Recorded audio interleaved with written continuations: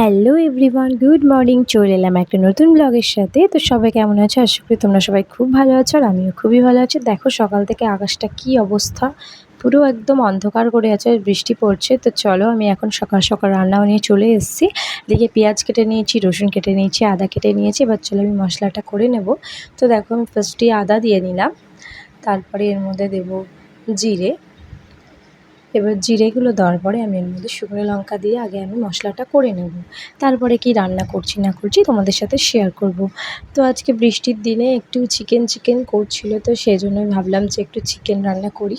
তো ওই জন্যই আর কি চিকেন রান্না করছি। আর কীভাবে করছি না করছি সেটাই আর কি তোমাদের সাথে শেয়ার করব। একদমই সিম্পলভাবেই করব। এই দেখো আমার মশলা করা হয়ে গেছে এদিকে।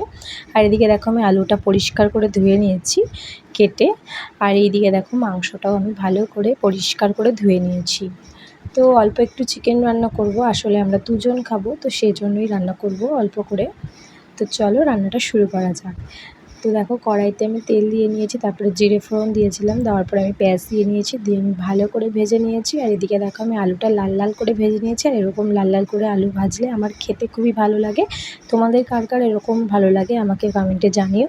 আর এই দেখো আমার পেঁয়াজটা অলরেডি ভাজা ডান হয়ে গেছে। তো এবার আমি এর মধ্যে রসুন দিয়ে দিয়েছি। রসুনটাকে দেওয়ার পরে আমি একটু ভাজার পরে এর মধ্যে টমেটো দিয়ে দিয়েছিলাম। একদমই সিম্পলভাবেই রান্না করছি। তো দেখো এর মধ্যে দিয়ে দিয়েছি আমি মশলা। তো মশলাটাকে দেওয়ার পরে একটু ভালো করে কষিয়ে নিয়েছি, কাঁচা গন্ধটা আর কি বেরিয়ে যাওয়ার পরে এর মধ্যে আমি চিকেনগুলোকে দিয়ে দিয়েছিলাম। চিকেনগুলো দেওয়ার পরে আমি ভালো করে কষিয়ে নিয়েছি।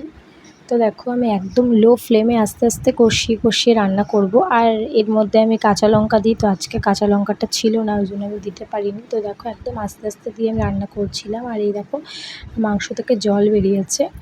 তো আমার মাংসটা এখানে এন্ড তো দেখো অনেকক্ষণ কষানোর পরে আমি আর কি নামিয়ে দিয়েছিলাম। তো কেমন লাগলে জানিও। টাটা, দেখা হবে অন্য কোনো ব্লগে।